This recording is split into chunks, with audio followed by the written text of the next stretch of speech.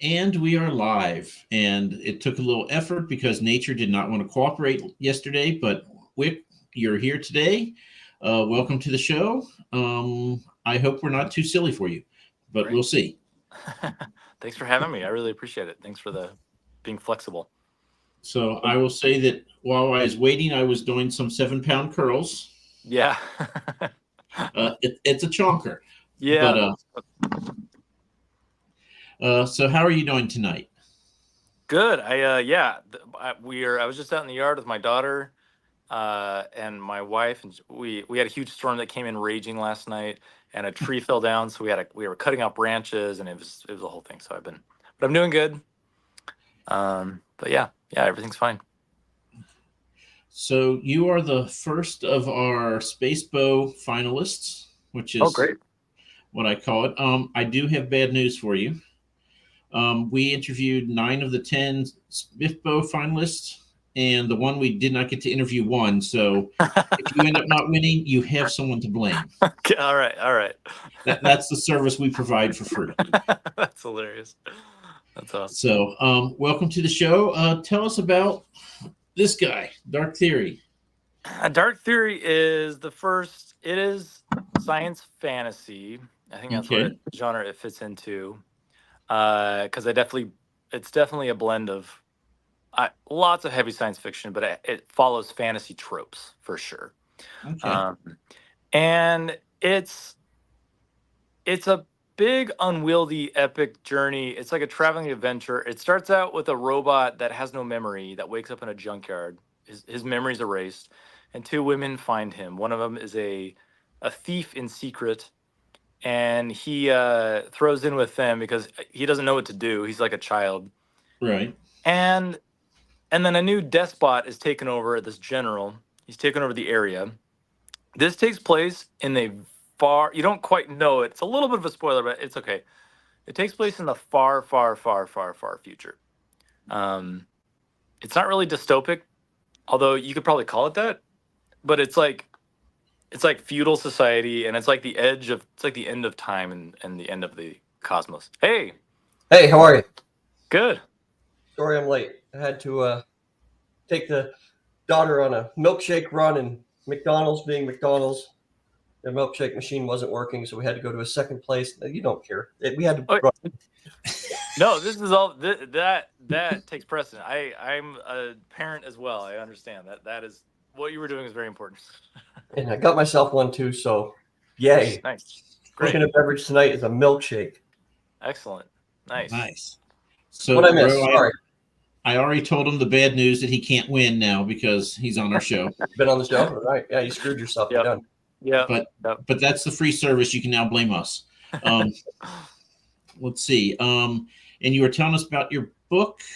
Yeah. The So it's it takes place at the very so this a little story starts with a robot without a memory that wakes up in a junkyard, and two women find him, these scavengers, and there's this mini story in the beginning of a kind of a castle heist thing, but there's an overarching there's a big problem with the cosmos. There's something deeply wrong with space-time, and that is the overarching story. There's a lot to it. The first book is a big traveling adventure. I very much enjoyed writing it because I'm a big sci-fi. I like sci-fi, but I love fantasy too. I read tons of fantasy. I really explored a lot of cosmology concepts in it. And then, as I was writing it, I was like, I don't know if anybody's gonna like this, but I'm just gonna keep going, and it just kind of came out. And then I just published a novella to it to keep the series alive as I'm working on the next one. Yeah. So I will tell you, I've read series that are shorter than this, and you're telling me this is a Yeah. series? Yeah. It's a series. I'm not quite sure. I think it'll be a trilogy. Pretty sure. With maybe two novellas. I think it'll be a trilogy with two novellas. How big are your novellas? And it's right now there's the first book and then a novella. A 1.5 sequel novella is out. Yeah. How many words is the novella? It's only 35,000. You're pressing the limit there of novella, I think. Uh, Yeah. so Yeah. So I think I counted. Do you have 6 books out total? You're I have holding 6 books, five and then the in your hand. novella is 7. What's that? 7? I have six books, and then the novella is the 7th published. My 7th published work. Yeah. Ah, okay. Cool. They're all So sci-fi? No. My first 2 books were zombie post-apocalyptic novels.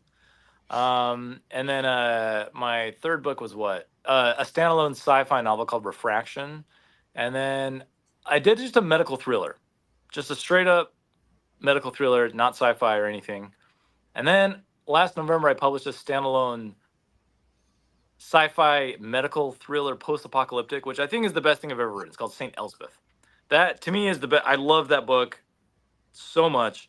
And then yeah, so they're not all sci-fi, but and then I plan on writing fantasy in the future too, but that's a couple years down the road. But I have a couple fantasy ideas. So do you- EL's throwing shade already. Do you use your work experience to inform your medical thrillers? Oh yeah, yeah. The medical book, the medical thriller I wrote is it takes place in Seattle where I did some of my training, and it's about an anesthesiologist who diverts medications, opiates, for nefarious reasons. It's like a fall from grace kind of story. And then Yeah. my other book, Saint Elsbeth, is about a pathologist who she's a pathologist before the fall. Aliens show up in the sky, and the world overreacts to that. And this takes place 20 years later, after this like nuclear fallout, even though the aliens didn't do anything. And now she's running a hospital in San Francisco, and she's the only physician for like 20,000 people. So yeah, so sorry to answer. Yeah, Yeah, you did. I try to put I try not to overwhelm the reader with too much medical jargon. So I try to, but yes, for sure, my medical, experience. Now you said aliens show up in the sky and people, lose their minds. But honestly, that's what would happen, right? Yeah. What? I mean, Here's what happens. A bunch of a bunch of pods show up all over the sky, and then they land all over the world, and then they don't do anything. They just sit there. They're like these organic pods, and nobody knows what to do. They don't do anything. And so one country like destroys theirs within their borders, and then they're like, to their neighboring country, they say, if you don't destroy yours, we're going to do it for you. And that sparks a nuclear like basically nuclear war. And then this book takes place 20 years after like nuclear devastation. It takes place in San Francisco. In California has survived. So that's California survived? Yeah. And like the That's the Western most coast. fictional thing you've said, I think. Yeah. The Western coast survives, and this physician, she lives in San Francisco. Yeah. Got to read EL's little missive here. Sure. My comment had nothing to do with the aliens, actually, EL. Nothing to do with, because you haven't even said if the pod's opened. They do, but you don't find that out until a little bit later. And it's interesting, that comment, because I don't know if have you read The Dark Forest, The 3-Body Problem, or seen the show? Yeah, it was great. Yeah, amazing. And the books, I read those a couple years ago, and the dark. Oh no! The Dark Force, it just grabbed him. Damn. Very likely hostile. I actually take some of that concept in this book and I play with it a little bit. You're going to have to repeat all of that because you disappeared on us for a couple seconds. Oh, okay. Am I back? Yeah. Okay. You're back. So that concept, the Dark Forest theory, which is basically that alien life is very likely hostile, which I think is probably true. I kind of play with that concept a little bit in this book, St. Elsbeth, about alien motivations and stuff, about why the aliens came. So it's kind of a mystery why they showed up. And she finds, so she's a pathologist, she finds an alien body floating in the bay, and it's dead. This is 20 years later. And so she does an autopsy, and she kind of uncovers the mysteries of why these aliens came. And this is all going on while there's factional war going on amongst the humans in California. So there's a lot of stuff going on in the book, but I loved it. It was one of my favorite things to write. How long was that book? That one was just 100,000 words. Oh. I want you to give me like all the spoilers to this now. You got me. It's only 100,000, Ro. You can read it. Yeah, it's a quick read. It's on audiobook too. I got a great actress who did the voice acting, and yeah, I think that's probably my best. Well, my best written book, and I think it's the tightest story and tightest characters. I think because it's my most recent. I always feel like the most recent book is kind of like because you kind of figure out how to write a little bit better after every book. Should be right. Yeah, you do. You really. I actually feel like only after I wrote that book, I was like, okay, I kind of know how to do characters and tell a tight story. Where do you find the time to do the writing with the workload that you have? I write at little times throughout the day during my daughter's nap. I have a 3-year-old daughter, so during her nap or just random time. Maybe when I'm done with work, I'll write a little bit in my office before I come home. Just seriously, I don't have like a regimen schedule. I just like do it here and there. I can go weeks without writing, just depending on what's going on in my life. And then I'll do like a week where I did like 6,000 or 7,000 words. It just depends. I have a really weird schedule that varies widely because with what I do. I bet. How long have you been a doctor? I've been in practice for 5 years. 5 years, okay. And I started med school in 2010. And so do you like write on your phone or on a laptop or? No, just a computer, laptop, and I just use Google Docs. All right. Okay. I don't do anything fancy. Just Google Docs, and I just write here or there. And then, as you know, I mean, a lot of writing, like the majority of it, just happens when you're not actually at a keyboard. You're just figuring out stuff in your head when you're showering or working out or something, and you're like, you make sure you get those concepts down, and then the actual like putting volume on a page. I usually have so much, particularly with Dark Theory, because I'm writing the sequel to that right now. I have so much of that book in my head that if you just put a computer in front of me, the words will just spill out. Like there's no. Yeah. I'm very efficient with writing that because it's so much story and characters are already in my head. They're just bursting, like just bursting to come, just dying to burst out. So it just kind of depends on what I'm writing, how easy it is to get the words out. And Dark Theory, that series I'm working on, it's just there's so much I need to get out. I'm in a hospital right now. I am not in a hospital. This is my normal clothes. Wow. So EL tends to make lots of comments, and then YouTube thinks he's a bot, and they ban him. So about 30-minute mark, he'll get banned, and then he'll jump back on his phone. So sounds like a good positive negative feedback loop. So this is just EL being EL. Great. So is this your first time in specific Space Boat? No, I think it's my third time. I submitted my book Refraction. That was my sci-fi debut.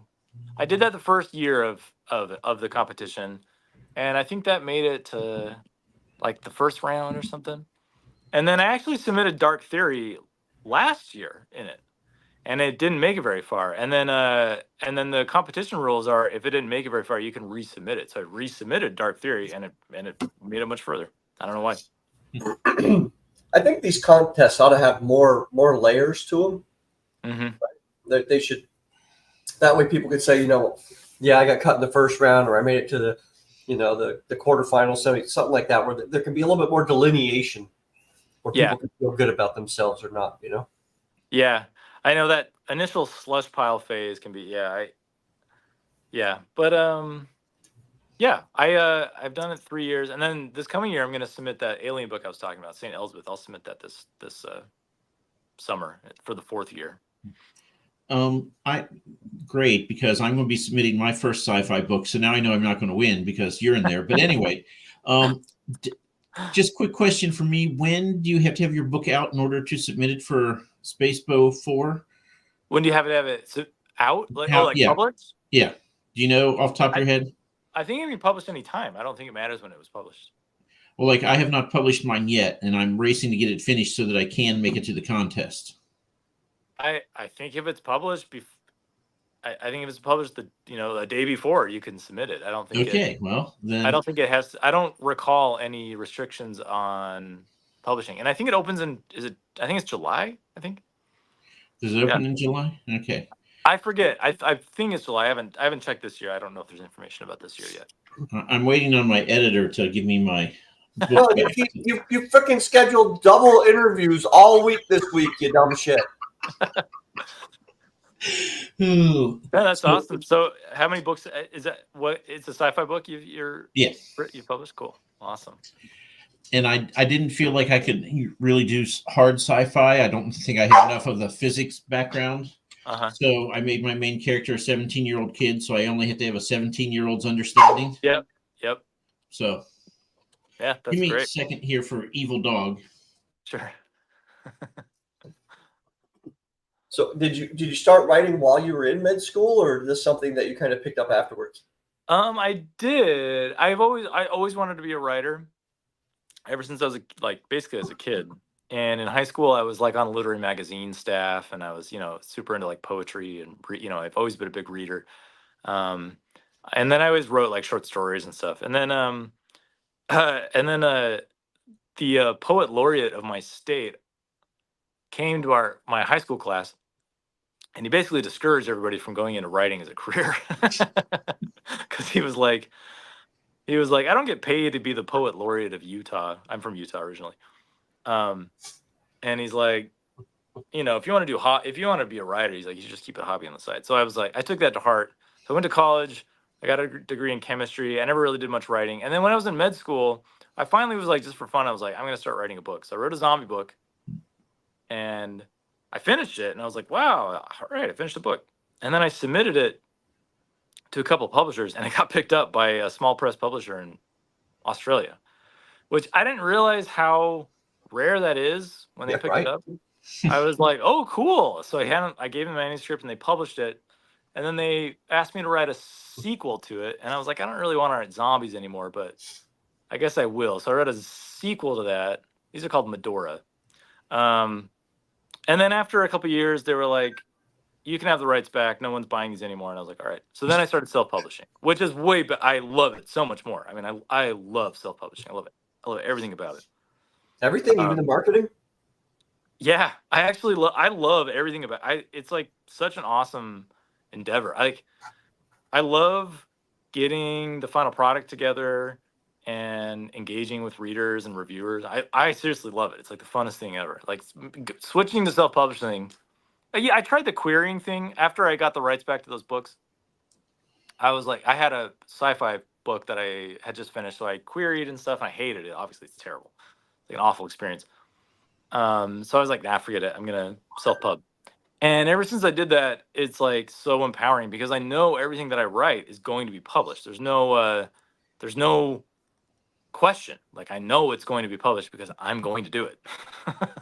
Yeah. So I love self-publishing. I think it's awesome. It's hard, but yeah. So do you have any fantasy that you're going to submit to SPSFC at some point, or No, that's years away. I gotta finish Dark Theory, but I have a fantasy book in my brain, and I will write. It's not written, so that's years away. But I do have a fantasy book that is definitely there. I have notes on it. I'll write that sometime, probably after I finish Dark Theory. I gotta finish the series Dark Theory. I gotta get to it. So. And how many words is this? That one is 200,000. 200,000, 800 pages. Yeah, 200,000 words, give or take. I didn't mean for it to be that long, and it probably should have been edited down, but I just enjoyed it. Yeah. Some people like a big giant book like that, though. I do. I mean, the thicker the better. I read so much fantasy and sci-fi, and I love a big, thick fantasy or sci-fi book. I was going to ask you. Roll a die, Mike. I'm thinking. Okay, so we got our first ridiculous question for you. Okay. And I have to warn you, I had ChatGPT come up with ridiculous questions for sci-fi authors. All right, great. And I got rid of like 25 of the 30 and had to come up with the rest myself. But okay, let's do it. Number 9. If humans involved the ability to photosynthesize, how would world politics change? Whoa, that's a crazy question. It is. Well, I mean,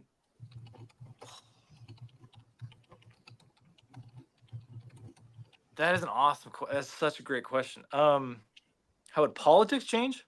World politics? How would world politics change? Yeah. Well, if people could photosynthesize, there would need you wouldn't need agriculture anymore. Yep. I mean, that would fundamentally change human existence. Fundamentally. It would completely free up so much labor and so much trade.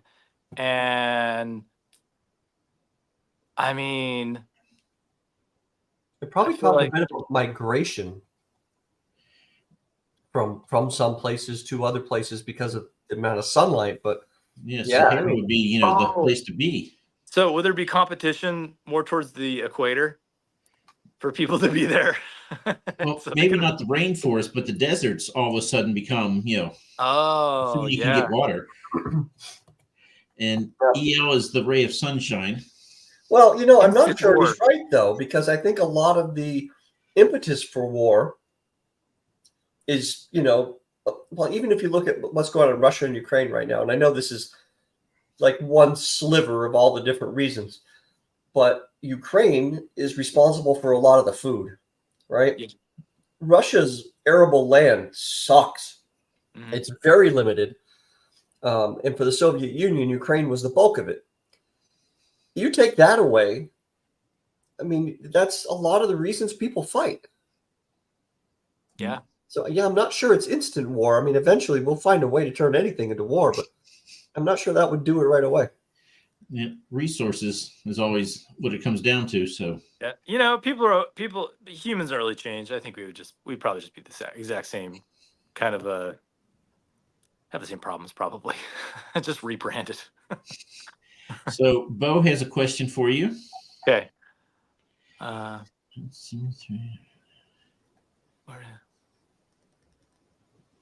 If it turns out the simulation theory is true and we're all living in a giant bored teenagers computer game, what ridiculous cheat codes would they most likely use to mess with us?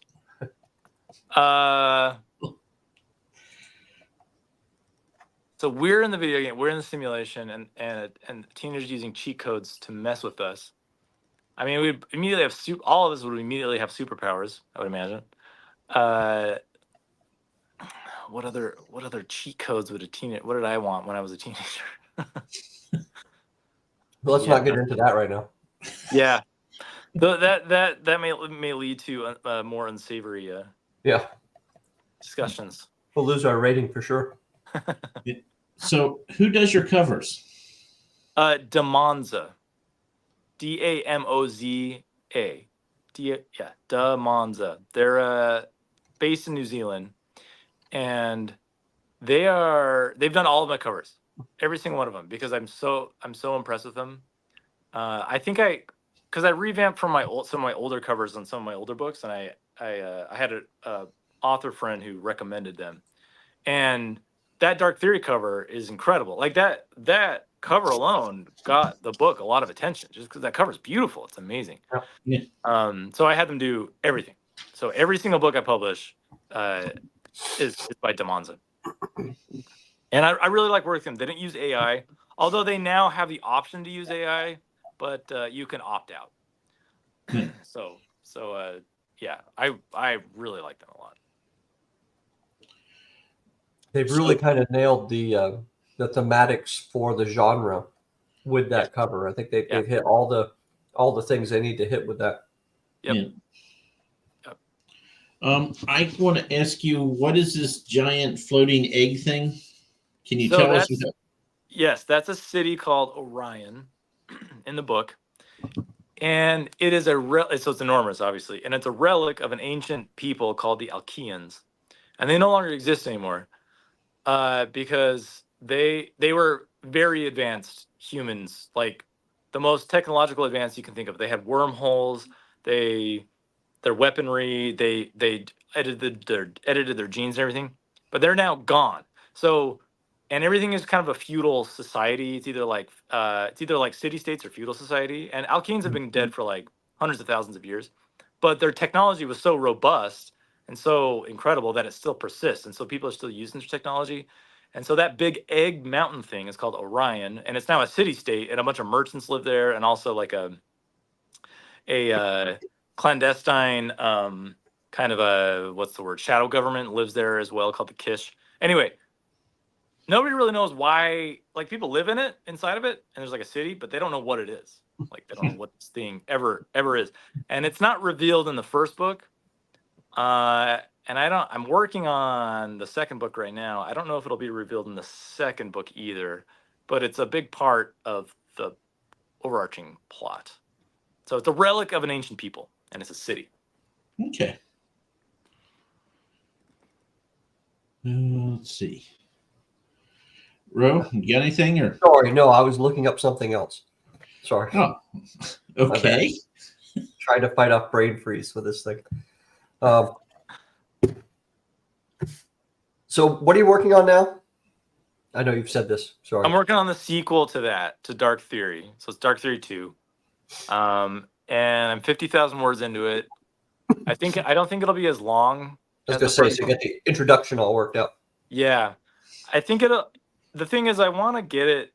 I'd rather get it in readers' hands than like write it for the next 2 years. I think I want the next book to be, I think it'll be 100,000 words, and then I'm going to publish it, and then I'll work on the next one.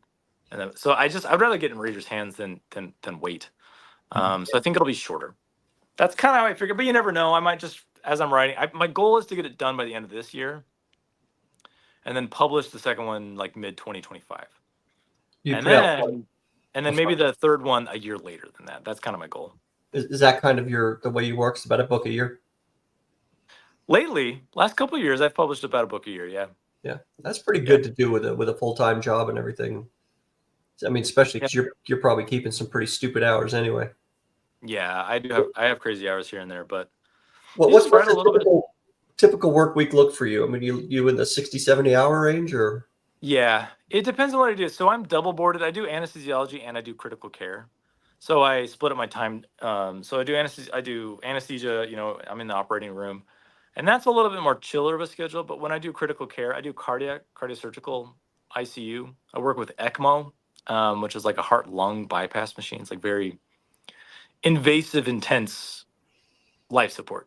And when I'm on that, I do 7 days straight, which is about 90 hours. But then I get 7 days off. That's like the deal. I do 7 days and then 7 days off. So that week I'm exhausted and I see my family maybe 2 hours a night. But then when I'm home, then the week after I'm home for 24/7 for 7 days. So it's kind of it kind of balances out. I mean, it seems to be working. And then I find I do writing here and there. I just do a little bit here and there, and I just do it consistently enough, and suddenly, a book is done. Just kind of happens. I don't know anything really much about any of that. But so anesthesiologist, once your patient is under and they're cutting on them, mm-hmm. I don't want to say this to sound stupid, and I don't want to say it to be belittling. But just because I don't know, how close attention do you have to pay after that point? So they're basically it depends on what's going on. So the first answer is you basically always have to pay attention because something can go wrong at any time. Right. With that patient. So their monitors are their vitals are monitored continuously. But if it's a routine surgery, someone's getting surgery on their sinuses or something, and they're otherwise healthy, and they're relatively young, and they don't have a lot of medical conditions. It's very routine. It's very boring. You want your anesthesiologist to be bored. That means you're healthy and your surgery's going good. When we're excited about something, and we're pretty chill people because we deal with lots and lots of medical emergencies. Right. And so we're pretty chill, but if something's going wrong and we're involved, very, very involved, something's going wrong. And it depends. Like there's patients that have severe heart failure that can barely get up a flight of stairs. That surgery is going to be much more intense. There's someone can have their leg dismembered from a car accident and they're bleeding out. That's going to be a very active surgery. There can be a woman who has placental abruption who's bleeding 2 liters out of her uterus. That's going to be a very active surgery. So it really depends on what's going on. See, I was thinking the other way, right? On those non like lot going on cases where you are bored. Mhm. Do you ever find yourself just kind of having an idea about a book or a character and have that and just be sitting there, you know, at your station and go, yes, you know, and have everybody kind of look at you and go, what? I mean, every day, all of it. The books are like the current story is running in the background in the back of my brain. Like I think all writers, it's just running there, and random stuff will pop in here all the time. I mean, that happens almost every day, and it's usually with my whatever I'm currently working on. And what I've learned is plot, like figuring out plot. I don't plot out the whole book. I've never done that. I'm not a big outliner. I'm like a discovery writer. I discover as you write. Right. Every book I've written, I've never known the ending as I'm writing it. Oh, wow. Every single one of my books, I've never known. That's odd, because even a lot of discovery writers, that's about all they know is the ending. Yeah. I have like a vague idea, but it never ends out. Like I have like a vague idea, but it's literally never turned out that way. I've realized that plot will just happen as you're writing. Like the plot will happen. I think I've realized I've learned recently that I've put too much energy into figuring out plot, and I need to invest more energy in character dynamics and relationships, because like I think most readers, and it depends on the type of book that you're reading. You know, there's plot driven books and there's character driven books that's, you know, one more over the other. And I enjoy plot driven books too, but I feel like if you think of a book that you really enjoyed, like from a few years ago, it's oftentimes you do remember like the big plot reveals, but you also remember how you feel about the characters. So I don't know. I feel like plot works itself out. Like I don't need to like sit there and outline and plot and plot and plot. I used to think readers care more about the mechanics of a plot, but I think the average reader, I'm generalizing here, I think the average reader cares about how they feel about the characters. That's what they remember. And that's why they like a book, because they like how they feel about the characters. And they want an ending that's not only satisfying, but that they like. Did you ever watch How I Met Your Mother? Yeah, some of it. I never saw the ending though. I don't know. Okay. Well, that was going to be my question. I know Mike hasn't seen it. So I've seen some, but How I Met Your Mother ran for 9 seasons, and it ended. And the ending, I thought it was really good. I was quite happy with it. Right, a lot of people really hated the ending of that series, despite spending 9 years with these characters, and people who watch the show generally really like the characters, but they were really disappointed by the ending. Right? Yeah, it's kind of the same thing with Lost, the show Lost. Yeah, I never saw that. Yeah, you saw that? I saw some. I think I gave up about the time the polar bear showed up on the tropical island. Lost, it's kind of like, it's like David Lynch style, right? It's like Lost is like the mystery, and the characters just constantly, it's like the mystery box. It's like you constantly, and then the ending, I was so disappointed in that ending, and it ruined the entire show for me. Like I was so angry at the writers. But here's the thing though, like David Lynch, Twin Peaks, right? He kind of did the same thing in that. Have you seen Twin Peaks? No, I've heard about it, but it's like a show from the 90s. He kind of does the same thing. It's like mystery, character relationship, mystery, and you're like, what? And then the show they never did another season. They did later, like 20 years later. But I loved that show, even though I never got a satisfying ending. I loved it. So I don't know. There's something about, if a writer can get the right tone and the right atmosphere and the right character relationships, and they find a nice balance between conflict and mystery, they can pull off maybe a lackluster ending. It just depends. I guess it just depends. I've mentioned this here before, but did you read The Power or see the Netflix The Power? No, I know what that is, but I haven't read that. I haven't read it. It's one of those books that you're reading it or listening to it, and for like the first half of it, you're totally on board and you're thinking, how come this hasn't been made into a movie yet? Then about 3/4 of the way through it, at least I was like, I see this. You can almost see the writer writing themselves into a corner. Yeah. Right. And you're like, okay, I know there's one way they can get out of this, and I hope to God they don't pick this way because it's a total cop out. Yep. And that's the fucking way they picked. Yep. Right. And you just kind of go, oh, it was so good up until about here. And then it just started falling off, and you could almost see them at their computer going, shit, what do I do? Yeah. I get irritated when I find that with writing. The thing is, it's kind of manipulative. That can be kind of manipulative writing, like the show Lost, because it's like you've got your audience, and now your audience is committed, and like the majority of the audience is not going to really care that much, but like many people do, and they're all anyway. It's kind of manipulative writing, in a sense. As a sci-fi writer, I'm going to make an assumption here that you've seen Doctor Who. Yes.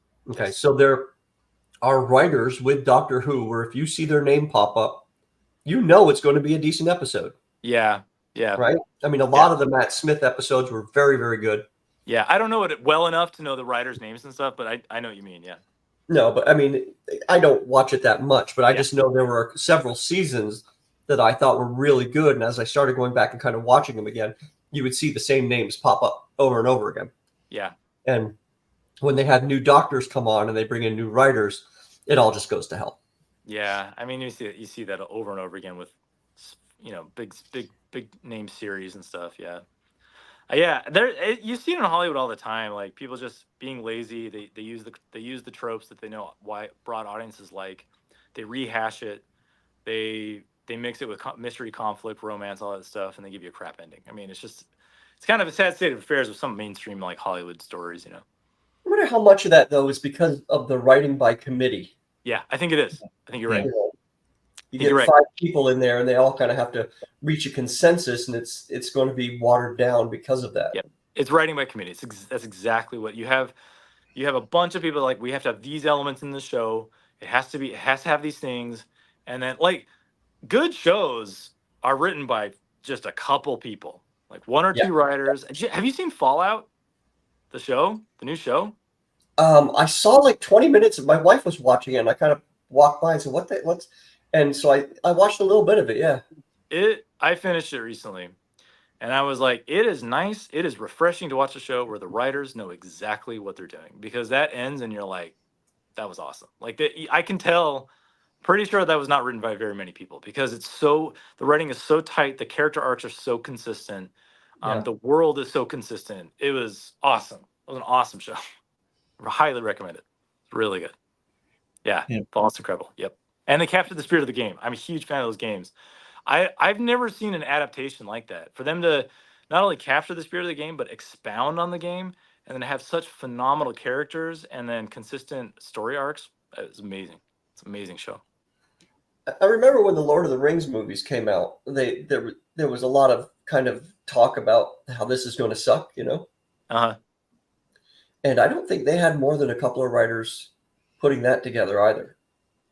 Well, it worked out. Yeah. It worked out because I love those movies. Yeah, I'd be willing to bet there was more than 2 of them for the Hobbit movies, but whatever. I think so. I still like the Hobbit movies, even though I know they're terrible. But I'm such a Lord of the Rings sucker that I still enjoy them. But they're bad. I know they're bad. Watch the 1975 animated one. It's much better. It's good. It's good. Wheel of Time. Everybody brags on Wheel of Time so much. I actually enjoyed it. I didn't mind it. I know it was flawed and stuff. I actually enjoyed it. I saw it's like Rings of Power. That was okay. It was okay. I never finished it because I got a little bored, but I didn't hate it. Right. I definitely didn't hate it. Did you watch what's the Asimov one that they did? Yeah, Foundation. Yeah. I did. And I reread those books recently. My 3rd time going through them. Love those books. I love them. Asimov was huge to me. When I was a teenager, Yep. He was so influential. His books were so influential. And the show is not perfect, but I enjoyed it. And it's a big there's a lot of departures from the series, but it inspired me to reread the series. And I reread them all. It's like 7 books, and I was like, "Yep, I remember those. Those stand up, and they are awesome. They're not perfect either, but they're No. more, it's more plot driven rather than character driven. Kind of like a lot of sci-fi from that time was more plot driven. Did Really, you read Asimov's Robots series? Yeah. Not all of them. I read Case of Steel and iRobot. I think I read them all a long time ago, but I recently read iRobot actually just like 2 weeks ago. Yeah, because at the end he ties them both series in together. Yeah. Yeah, he does. He does, and it's really cool. Yeah. It's really cool. He was amazing. As far as I'm concerned, he was the best from that era. He's the top. I know, you got Arthur C. Clarke and Heinlein and Bradbury, but Asimov to me, he was the best. Yeah. Oh yeah, definitely. Okay. We're So talking about hot dogs in the comments. I don't know yeah, why. you got to go up a little bit to what EL was saying. Oh, okay.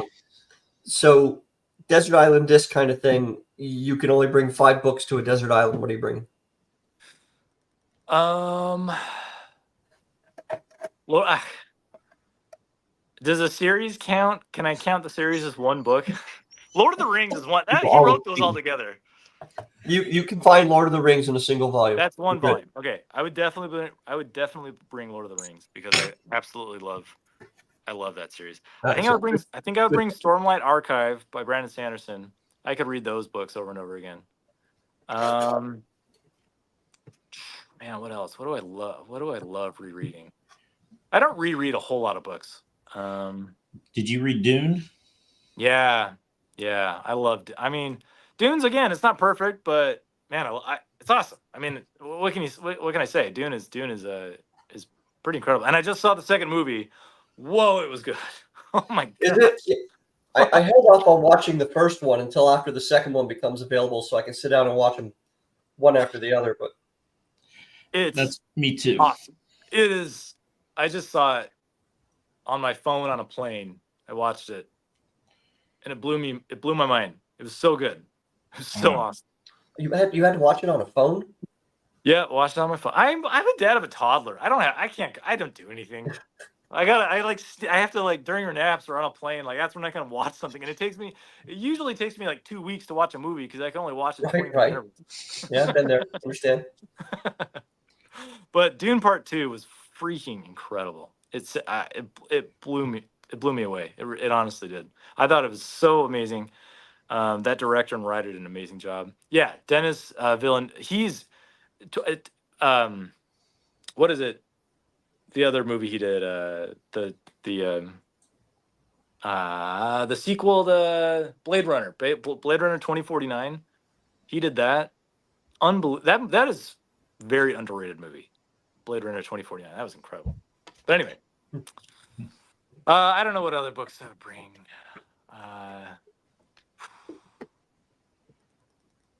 To think about that a little bit more. Maybe I seriously might bring Three Body Problem. I want to reread those again. It's been like 6 or 7 years since I've read those. I would probably bring some Ursula K. Le Guin, actually. The Left Hand of Darkness. That's one of my favorite books. Left Hand of Dark. I'm a huge fan of hers. Yeah.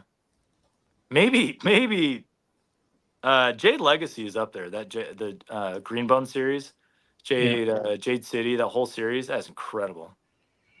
I've been told by at least 4 different people I should read that, and I still have not. It's awesome. There's nothing like it. It's so good. Cool. Talk about focusing on characters. Man, those characters are amazing. She's an incredible writer. Love her. Well, Mike, once again, we've asked somebody that question, and nobody said they're taking your books or mine. So I know. Yeah. But hey, there's Bo to say the Greenbone saga is great. Again, not mentioning us. And then EL is Fondalisa Talent, and again, we're the bridesmaids. That's fair. Whatever. Fondalisa is something special. She's real. I can't wait to see what she does next. She's amazing. Yeah, totally. I totally agree with Bo here. Yeah. So, doctor, dad, writer, what's next? I think that's plenty. That's good enough for now. Yeah, raising my daughter. Yeah, that's right. Man, If it wasn't for no respect, they wouldn't be here. that's right. Are we ready for another silly question? Yeah, I think we got time for one more. Yeah. Okay. Number 5. Oh boy. If alien cats discovered Earth, what would be their first demand? I mean, a nap. I was thinking cardboard boxes. Cardboard Apparently that's a thing. wax. Yeah, I mean they sleep like my cat sleeps like 16 hours a day. So yeah. But cardboard box, yeah, probably that. She likes Show my us how guitar laser case. pointers work. Yeah. My cat likes to jump in my guitar case. Anytime it's open, she's in. She's like, boom. I'm always afraid I'm gonna shut it on her. They'd probably be all right with that. Yeah. It's funny in this house. If I want to know where my wife is, I just go around and look for cats. Yeah. And wherever there are at least 3 of them congregated, I know my wife is somewhere within about 5 to 10 feet. At least 3. So there's more than 3. Yeah, we've got 5. That's all. I would have 5 cats. I'm a cat lady at heart. I love cats. I love them so much. I wish I could have 5 cats, but No, you don't. I honestly I love them. I love cats too, but 5 is just too damn many. Okay, 5's a lot. I will admit, but our cat doesn't play well with other cats, so we worship her, so we don't get any other cats. But I love cats. We have a cat like that, and she's my cat because she gives not a fuck for anybody else. And she doesn't really like the other cats, and they're always kind of walking around, kind of slide-eyed towards her and all that. So, oh man, I love all animals, but cats are I have a special spot for cats. So I have a question that I just want to ask because I want to know the answer. It has nothing to do with writing. Sure. But my nephew just graduated. He's finished, I guess, his first year of residency now. He's out of med school. He's been in the hospital for a year. Yeah. Am I getting the terms right? I don't know anything about medical. Yep, that sounds right. So he has a ridiculous work schedule. Mm-hmm. When does that end for him and he get more of a, I mean, your schedule is still crazy, but a better schedule? Honestly, it depends on what he's going into. Do you know what his specialty is?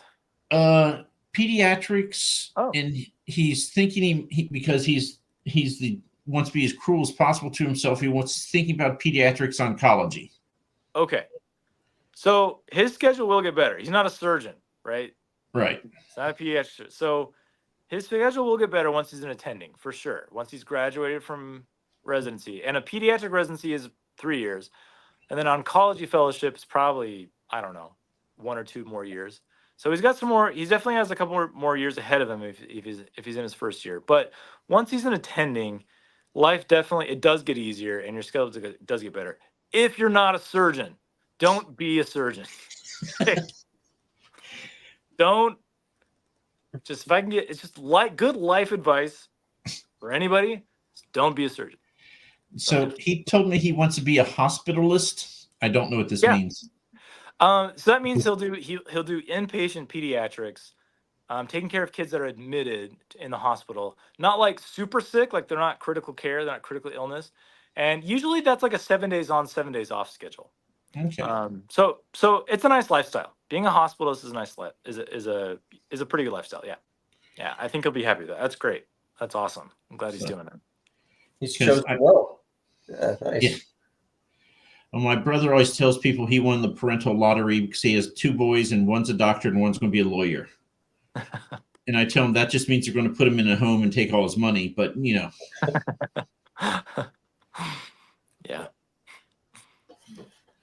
So, cool. So St. Elsbeth, that's going to go in next. Yeah, that's going in Spacebo 4.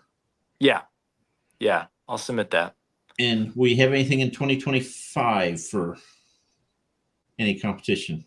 No, because Dark Theory 2 is a second in a series, and that's what I'm publishing. Right. You can't submit anything because they only submit first books in series. So, yeah, I think once I submit St. Elspeth, I probably won't have anything for a couple of years to submit through it. Because I really want to write Dark Theory and and finish the series. Just because I'm loving it. I'm loving writing the second one. It's awesome. I love getting back to the characters, and it's just so enjoyable. Really, it's so thrilling. I love it. When's the announcement for Spiffbo or Spacebo? I don't know. It's July or August, one of You're those. a finalist, and they didn't tell you when your waiting stops? I don't know. I don't think Dark Theory is going to win it. I think it's a good book. I don't think it's good enough. I don't think it's good. I'll call that right now. I don't think it's going to I'm pretty sure if we could talk to all of the other finalists, they will all say the same thing. I don't think I'm doing a humble brag. I don't think it's going to, I think it's better. I haven't read any of the other books, but Dark Theory is good, but it's just. Have you read any of the other finalists' books? I haven't. I haven't. Because I will say, when we were doing the finalists for Spiffbo 9, most of them said they thought this one dude was going to win, and he actually is the one who ended up winning. I think there is, from some of the boards I've seen, and I don't follow it too closely, there is a book that I think the judges seem to be favoring. It's called it's got a great title. It looks really, I read the synopsis, and it looks like an awesome book. It's about like an older man living in the, it's called it's got Graham in the title, like Third Graham, or I forget. That, So I have them all. Yeah, not that one. Okay. We have Thrill Switch. Yeah, not that one. I mean, I don't know any of these books. Right. You're not bagging on them. That's not the one I'm thinking of. I think that's it. That's the one I'm thinking of. That one looks good. Like, I read the synopsis of that, and I've read a couple judge reviews. I bet if I had to call it, I bet that one's gonna win it. That one looks good. That looks like a good book. I think I'm gonna read that one too. Okay. Well, let's see. So did you ever think about entering your zombie books into Spiffbo? Or at least the first one? Do they take zombie books? It's fantasy, and the rules are if you say it's fantasy, then it's fantasy. But if it's sci-fi, they'll kick you out almost immediately. It might be more sci-fi. My zombie books might be more sci-fi. They're kind of like military. The second one is definitely more sci-fi. Doesn't matter about the second one. I haven't thought about that. I don't know. The first one is, maybe I should. I don't know what's to lose. I don't know. Yeah. It's my freshman book. It's not gonna win. It's a fun book, but the writing I kind of try not to act like it exists because I'm kind of embarrassed by it, but it's a fine book, I guess.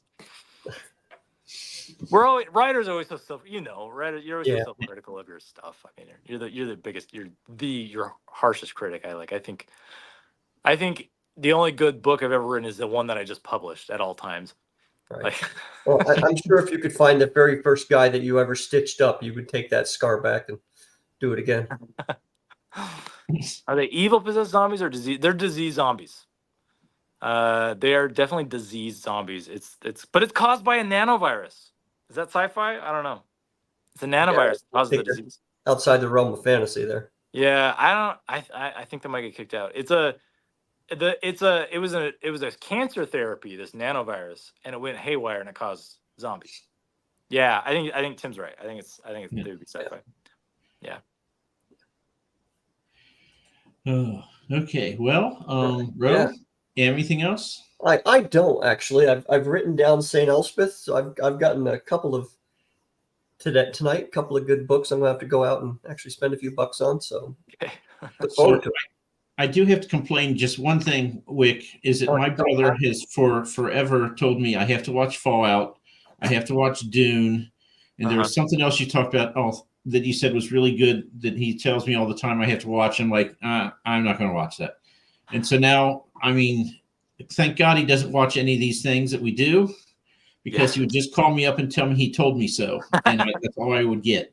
I think he's right. I think Fallout is worth your time. I think if you got like 2 or 3 episodes into it and you didn't like it, you could probably stop. You probably won't like it, but 2 or 3 episodes, I'd give it a shot. And then Dune, you got to watch Dune. It's serious. I mean, there's so much crap out there, so many bad movies, so many bad shows, and Dune is like, whoa, people can still make really good movies. Like, it is. I don't know what to say. I was speechless after watching it. It does such a good job being true to the book, and it's just wildly entertaining, and it's beautiful. It's just amazing. Those 2 movies are amazing. I have both movies, but I promised myself that I have to get this sci-fi book published in time for Spacebo, and then I will, because I'm not going to publish another book this year, so then I can sit down and watch it for 4 hours or whatever. Yeah. So that 4 that hours is at least. Well, Yeah. Add this to it too, then, Mike. Hulu did a new Shogun. Oh yeah. Oh It's God, really yeah. good. I've heard so many people talk about Shogun too. Yeah. I haven't seen it. I haven't seen it. Set yourself aside a few hours, or in your case, probably several weeks. Yeah. Watch a piece of it here and there. Yeah. I've heard it's awesome. It is. Yep. All right, Wick, thank you very much, and good luck to you on SPSFC and everything else that you do. I think more than any other person we've had on here. Stay with your day job, man. Yeah. Well, Yeah. thanks, guys. Thanks so I much hope for you do having me. And well writing, but the world needs doctors more than it needs writers. So yeah. Thanks for having me on. I really appreciate it. It's nice hanging out and getting to know you. And I'll let me know about your book that you get published. And anyway, I've enjoyed it. Thanks for having me. check in with us again when your next book's ready to come out. Okay, I will. Yeah, probably next year. I'll have another one next year. Cool. Oh, I did want to tell you, St. Ellsworth, I famously will not read books over 500 pages. So you said that one is in my realm. That's 100,000 words. It's that's fine. That's 350 good. pages. Yeah, 350 pages. Awesome. Yeah. All right. I think you'll enjoy it. I think it's good. It sounds good. I think that one is good. I fully feel like that is a good book. I'm very proud of that book. I think it's good. Okay. Yeah. Going to Audible next to get it. Hold on to all the folks in the side there. Thanks for hanging out with us again. Yeah, thanks You for the have a comments. lot of other things you could be doing. Appreciate you spending an hour with us. Yeah, thanks a lot. Like and subscribe, all that. And don't forget to tell your friends. We're on our road to 500 subscribers, and Mike gets a tattoo on his head. All right. Here, I have it here. This is the tattoo that I'm going to get. Oh, it's good. It's good. So, All right, take us out, Mike. okay. So now we all wave awkwardly, and soon